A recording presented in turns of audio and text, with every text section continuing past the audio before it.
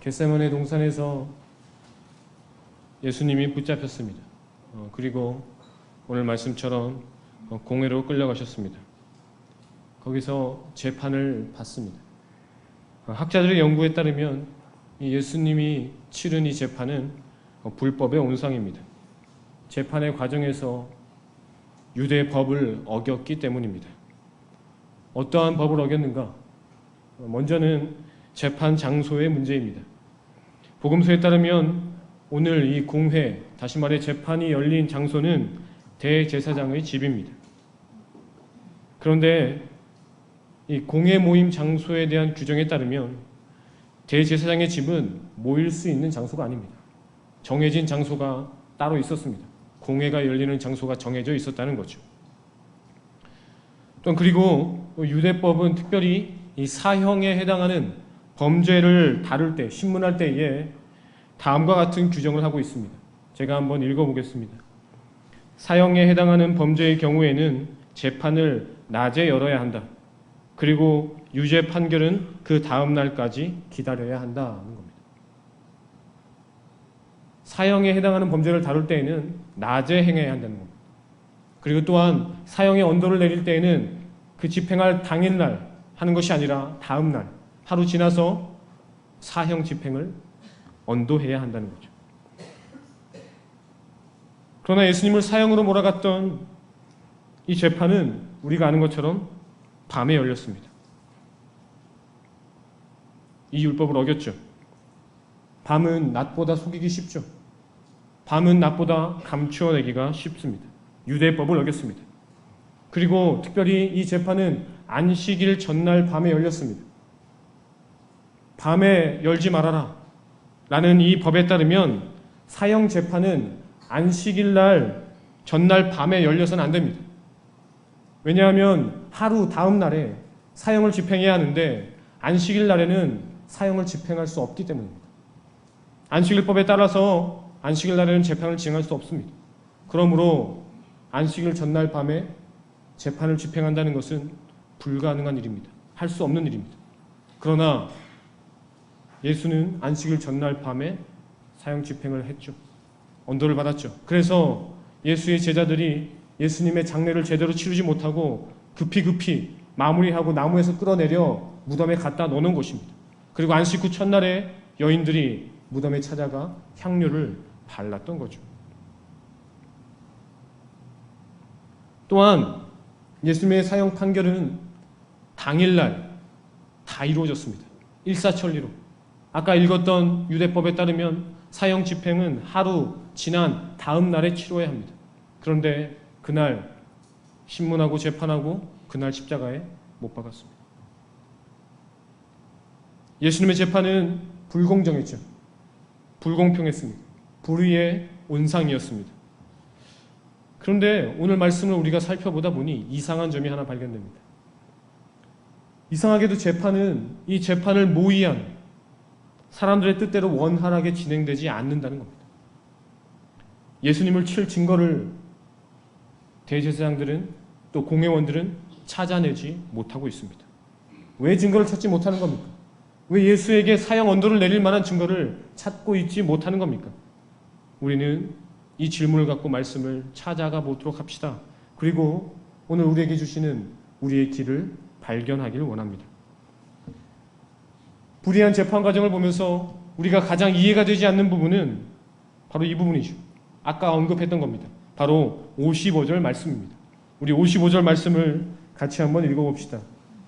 자, 시작. 대제사장들과 온 공회가 죽이려고 그를 칠 증거를 찾되 얻지 못했다. 예수를 칠 증거를 찾습니다. 예수를 사형에 처하게 할 증거를 찾고 있는 거죠. 그런데 증거를 얻지 못했다라고 말씀은 우리에게 이야기합니다.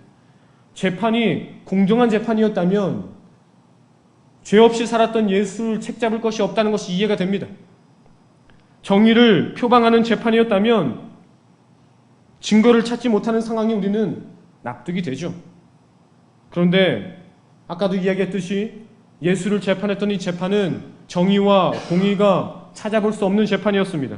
불법의 온상이었죠. 재판의 모든 과정은 다 불의했습니다. 그렇다면 증거 하나 만들어내는 것 어렵겠습니까?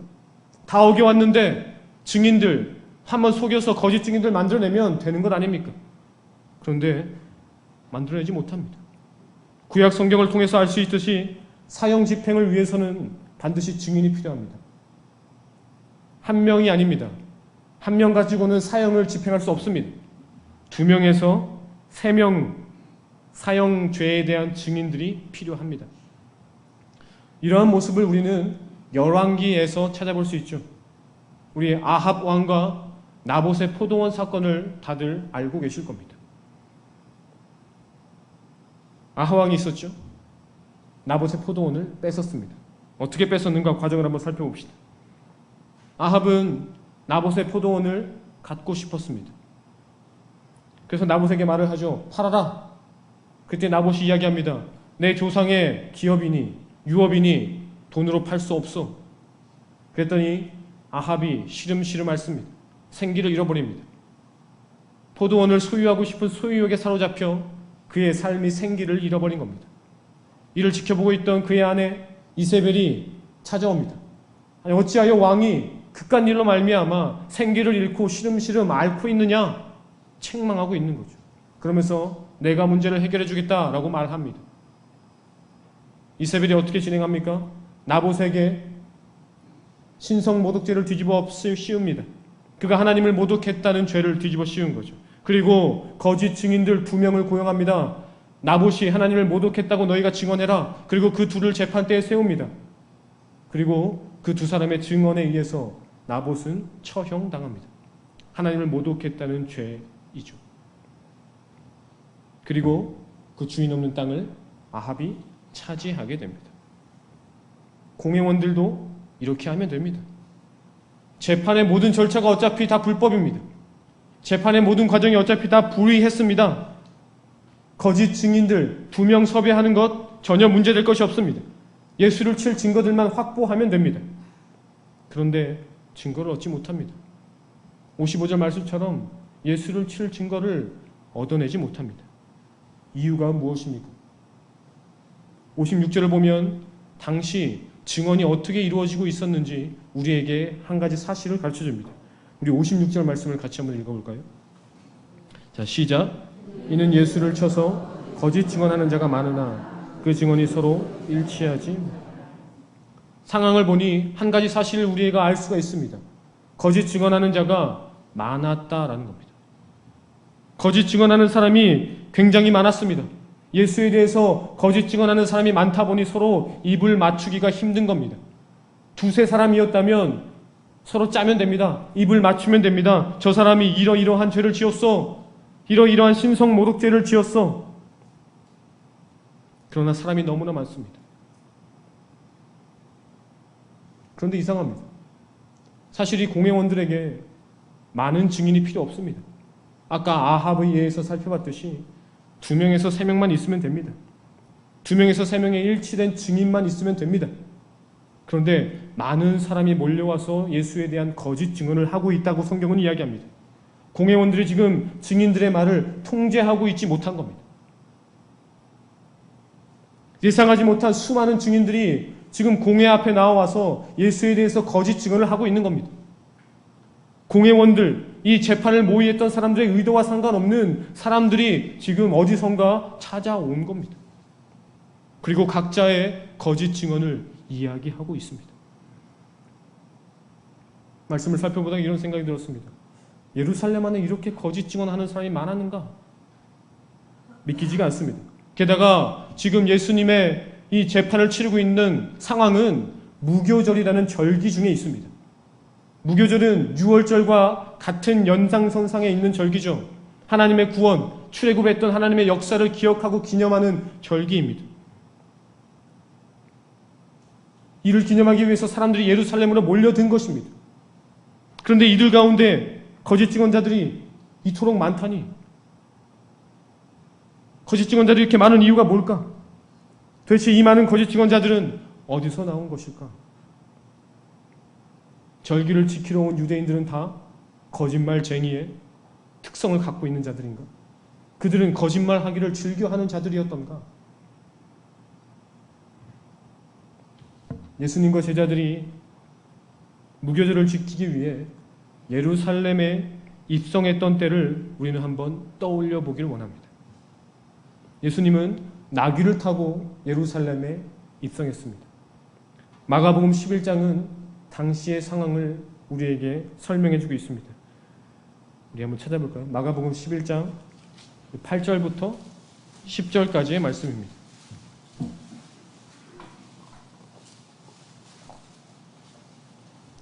마가복음 11장 8절부터 10절까지 말씀입니다. 우리 다 같이 함께 읽어보겠습니다. 시작. 많은 사람들은 자기들의 겉옷을, 또 다른 이들은 들에서 벤 나뭇가지를 길에 펴며 앞에서 가고 뒤에서 따르는 자들이 소리 지르되 호산나 찬송하리로다 주의 이름으로 오시는 이여 찬송하리로다 오는 우리 조상 다윗의 나라여 가장 높은 곳에서 호산나 하더라. 많은 사람들이 예수님과 함께 예루살렘에 입성했죠. 무교절을 지키기 위해 따라왔습니다. 그런데 그들은 나귀 타고 입성하는 예수님을 찬양했습니다. 그들은 우리를 구원해 주십시오라는 뜻을 가진 호산나를 외치며 예수와 함께 예루살렘 성 안으로 들어왔습니다. 그런데 이들이 무교절을 이처럼 기념하고 기억하고 즐기고 있는 어느 막바지 이른 밤중에 놀라운 소식을 듣게 되죠. 어떤 소식입니까?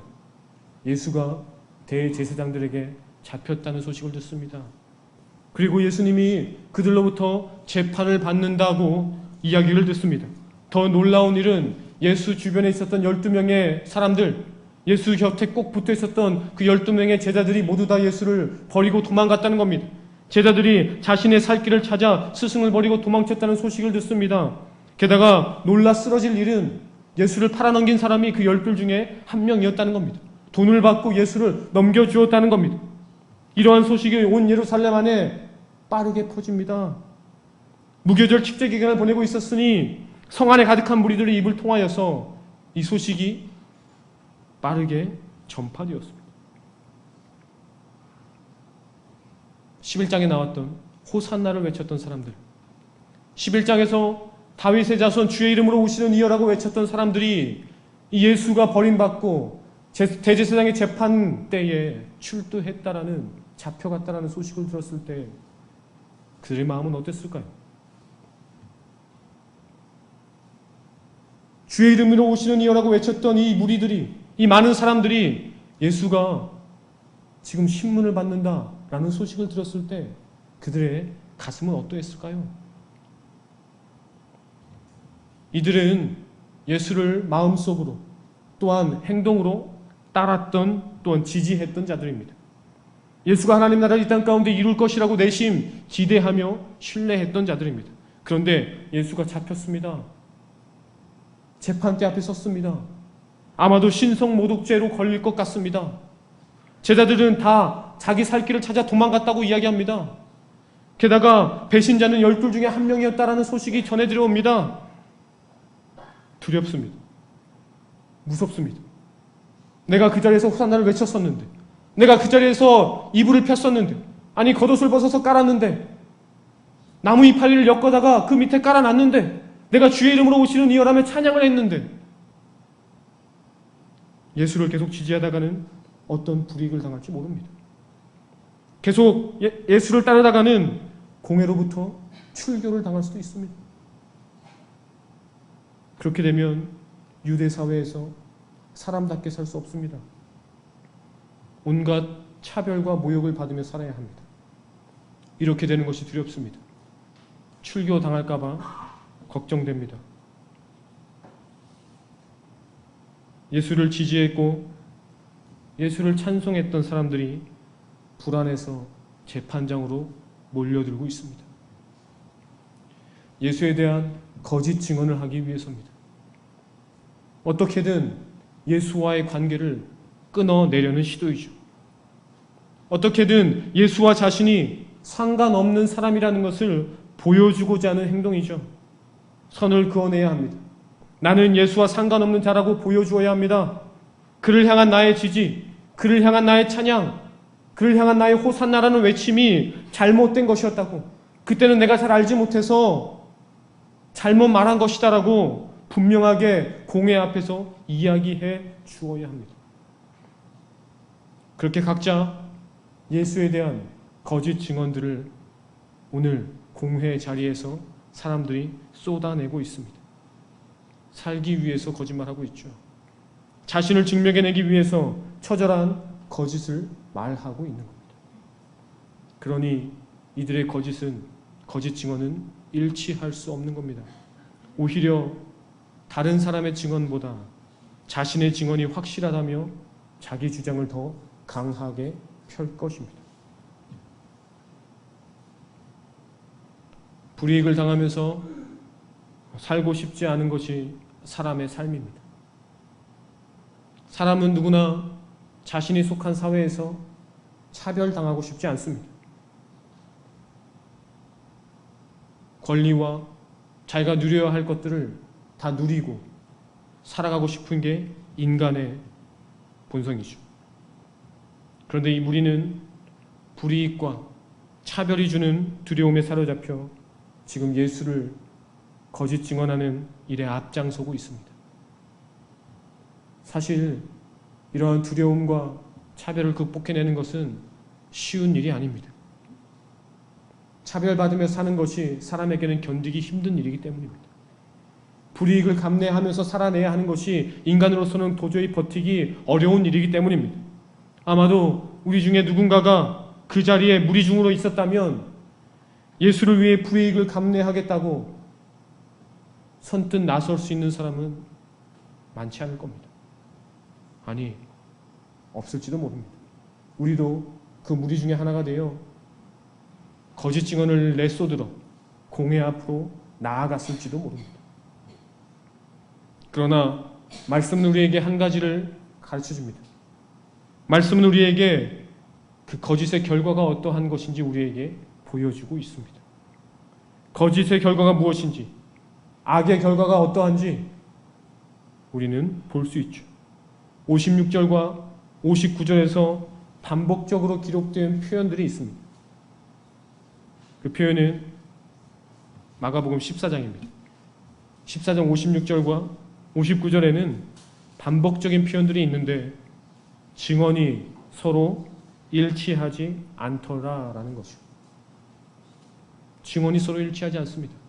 거짓 증언이 서로 일치하지 않는 겁니다. 그래서 결과는 무엇입니까? 예수를 칠 증거를 찾지 못했다는 겁니다. 거짓으로 점철된, 거짓으로 온갖 색칠해진 재판장에서 벌어진 일입니다. 결과입니다. 재판을 이끌어갔던 대제사장도 거짓입니다. 그리고 증언하는 증언자들도 다 거짓입니다. 그렇다면 이들의 거짓이 뭔가 통해야 합니다. 이들의 거짓이 뭔가 일을 벌여야 합니다. 이들의 거짓이 이겨야 합니다. 거짓말하는 자들의 뜻이 이루어져야 합니다. 그것이 당연합니다. 재판하는 사람도 거짓말쟁이요, 증언하는 사람도 거짓말쟁이인데 이들의 뜻대로 예수가 처형당할 증거가 나타나야 하는 겁니다. 이 재판의 결과는 예수는 죽일 놈이라는 결론이 내려져야 하는 것이 마땅한 것입니다. 그런데 그렇게 내려지지 않습니다. 말씀처럼 거짓은 예수를 칠 증거를 하나도 찾아내지 못하고 있습니다. 말씀은 우리에게 가르쳐줍니다. 거짓이 선을 이길 수 없다.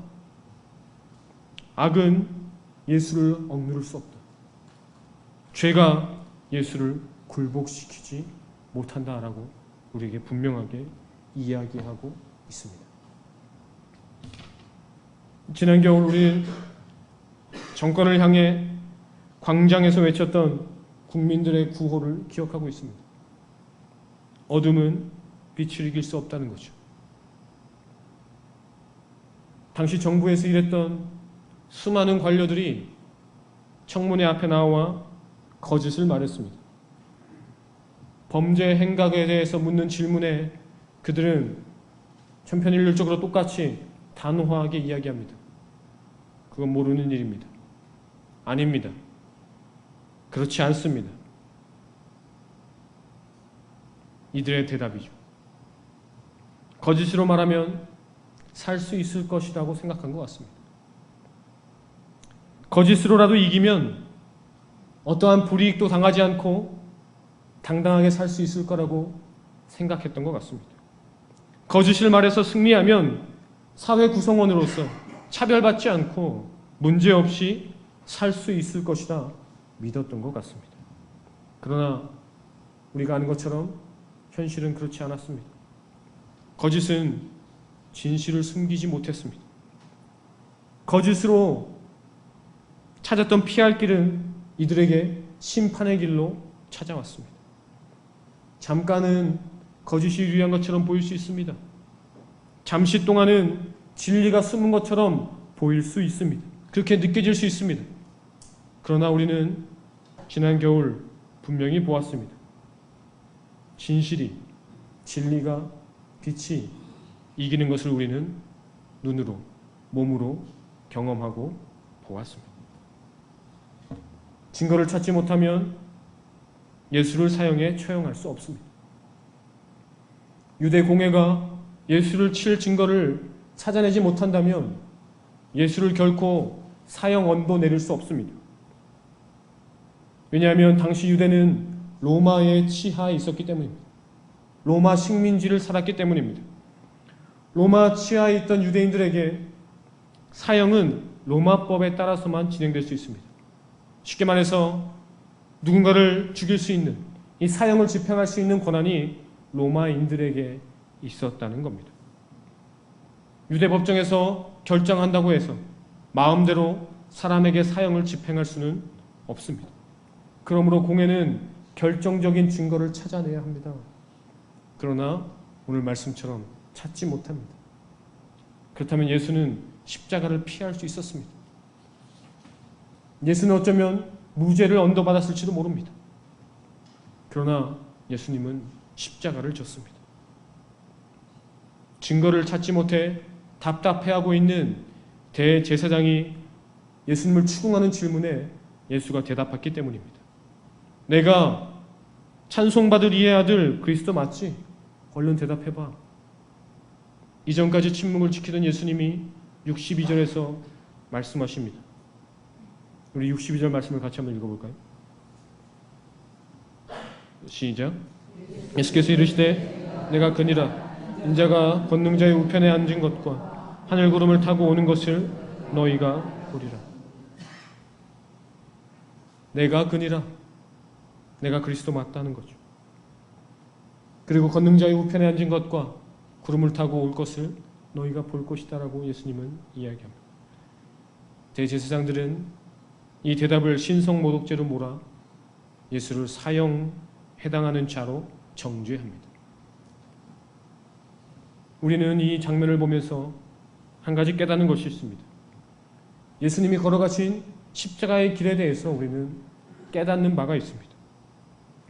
예수님은 십자가의 길을 어떻게 걸어가셨는가에 대한 깨달음이죠. 예수님은 스스로 십자가의 길을 걸어가셨습니다. 스스로 자기가 하나님의 아들이요 그리스도라고 말하면서 그 길을 걸어가셨습니다. 그러므로 십자가는 악에게 굴복한 사건이 아닙니다. 그러므로 십자가는 악에 짓눌려서 어쩔 수 없이 걸어간 사건이 아닙니다. 십자가는 거짓이 잠깐이라도 승리할 수 있음을 보여주는 사건이 결코 아닙니다. 십자가는 처음부터 끝까지 선을 극대화시킨 사건입니다. 하나님의 뜻이 무엇인지 분명하게 계시한 사건입니다. 진리와 생명이 되신 예수님이 소망과 자유를 선포하며 악을 이겨낸 사건이 바로 십자가입니다. 선한 길을 끝까지 걸어내는 가운데 선한 열매를 맺어낸 사건이 바로 십자가의 길인 것입니다. 악이 이겨서, 악이 잠깐이라도 승리를 해서, 죄가 예수를 몰아쳐서 예수가 십자가 진 것이 결코 아닙니다. 스스로 졌습니다. 그리고 하나님의 뜻을 이루기 위해 졌습니다. 그리고 생명과 소망을 이 땅 가운데 보여내기 위해서 십자가를 진 겁니다. 우리는 소망합니다.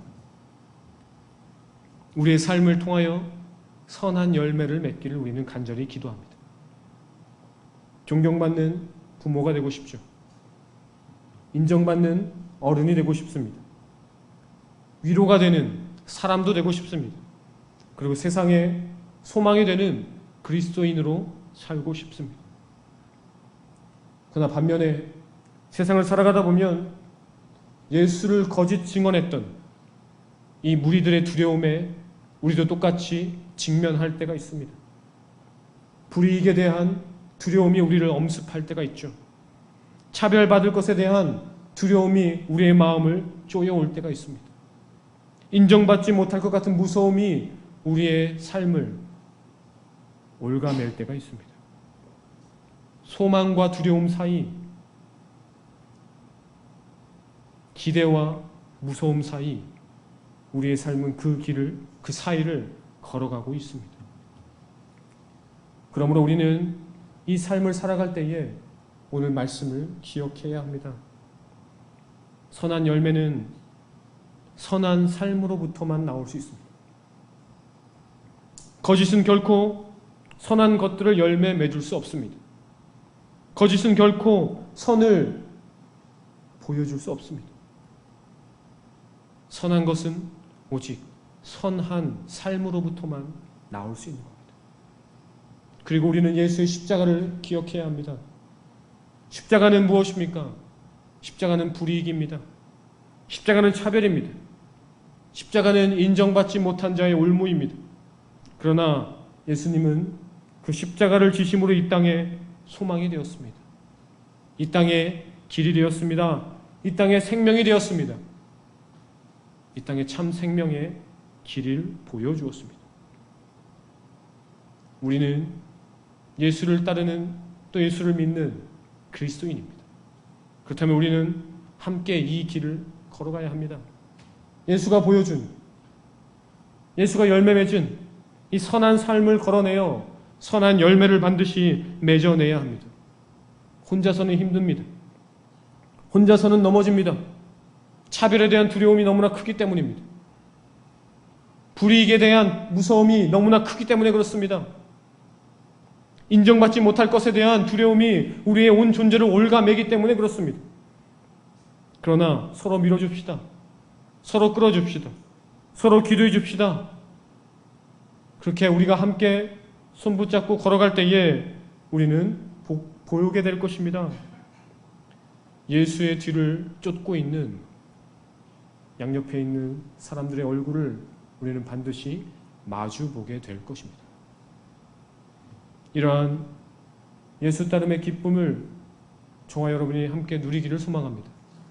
예수의 뒤에 쫓아서 함께 서서 서로의 얼굴을 마주보며 악수하며 웃을 수 있는 은혜가 우리 신림교회 모든 성도들에게 있기를 소망하고 축복합니다.